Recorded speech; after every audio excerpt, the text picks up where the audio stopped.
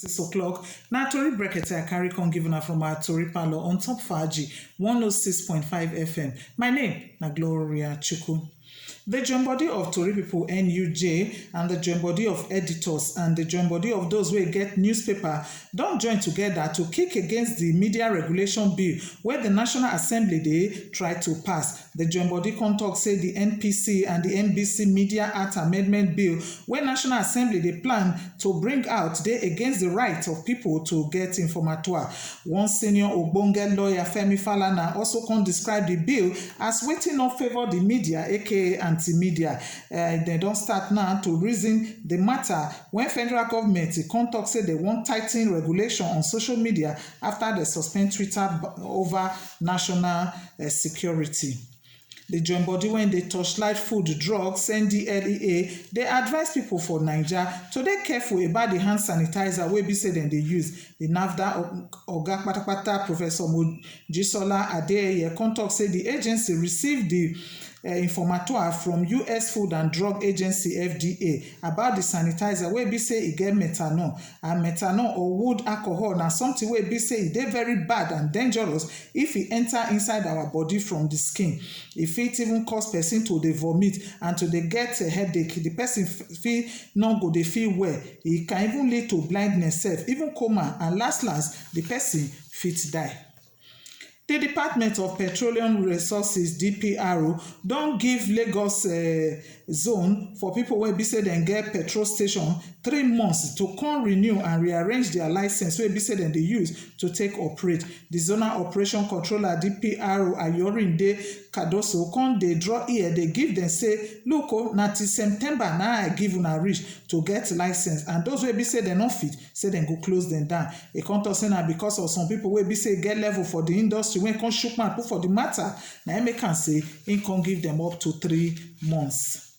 Lagos State Public Work Corporation talk say the work wey agency dey do for people wey dey live for the area wey be say dem dey go dey spoil the road, say na people na im suppose to dey arrange the road. Im now dey hala Lagosians to make sure say dem dey take care of their roads as government sef dey do their own best. The general manager of the corporation Olufemi Daramola come talk say the corporation dey try to look for ways to dey knack agogo for people ear on the things wey be say dey spoil roads, so that people go sabi say dem need to maintain their road, especially as rainy season don come now. Daramola come talk say the agency dey work every day to maintain road even as the road dey busy every day. Seke to Mowe Iba for unit, Pen Cinema Park Agege, Oyeniran Kunle, they carry big abeg dey give Lagos State government to tighten security for Agege area because of the kind activities of the area boys for the railway crossing area. This na because say Pen Cinema na the area wey be say e dey very very busy, and garage wey dey there get different motor park where different people fit take travel go anywhere for the country. Our tori person Odekata Ogunsheye come report say some areas for Agege under bridge there don turn to area for thief to dey operate, and there na so dem go dey kpake people things anyhow. Oyo State government don find out about the Delta type of COVID-19 for the state. Na the oga wey dey in charge of the emergency operation center Olabode Ladipo na im confirm am to the general public wey be say e dey in charge. The state COVID-19 task force dey hala those wey be say dey travel from obodo oyibo to stay for their house for 7 days before they go come out. E come advise people to always dey follow the COVID-19 guidelines. That one mean say you go always dey wash your hand with soap and water. Always make sure say you dey wear your nose mask, plus say make you no dey gather together for where people dey, and also make you dey use sanitizer. Now for Abuja na im dey first record the first case of Delta type of COVID-19. Oga President Muhammadu Buhari don carry pẹ̀lẹ́pẹ̀lẹ́ dey give the family of the ogbonge musician Olanrewaju Fasasi aka South Sultan who waka go meet Baba God over the weekend. Oga President talk say South Sultan death say na big loss to Naija music industry and for the whole country. E come talk say South Sultan na man wey be say e dey very kind and e good, and e sabi do well and sabi dey give well wey oyibo dey call generous. E come talk say because he love basketball say he don contribute plenty to develop the sport for naija. He come pray make him soul rest in peace, plus say make baba god give the family strength and comfort to take bear the loss. And last country P on top tori brekete for this better evening, tori from another country.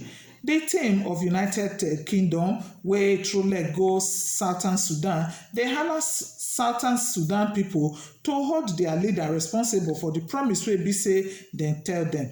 Bob Fairweather come tok say while President Salva Kiir and the before rival wey be Riek Machar promise the international community say dem go bring peace, so only the pipo go make sure say no gbege and kasala go dey shele for the country. Fairweather come tok say the country don suffer well because of the kasala, abuse, hunger, flood water and disease during the first 10 years of independence. The team dey among other ambassadors wey at ten d South Sudan independence jollification on Friday, and the president im don promise say im no go return the country to war again. Country P, na so we see am on top tori brekete for inside this better evening.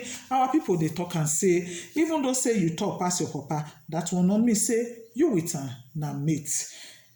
Adeyemi Tunde na im package tori brekete carry give me say make I come and talk it. My country P, my name e never change, na me be Gloria Chukwu. Make una stay with Faji 106.5 FM 7 o'clock. We'll carry wind down show come give una good evening.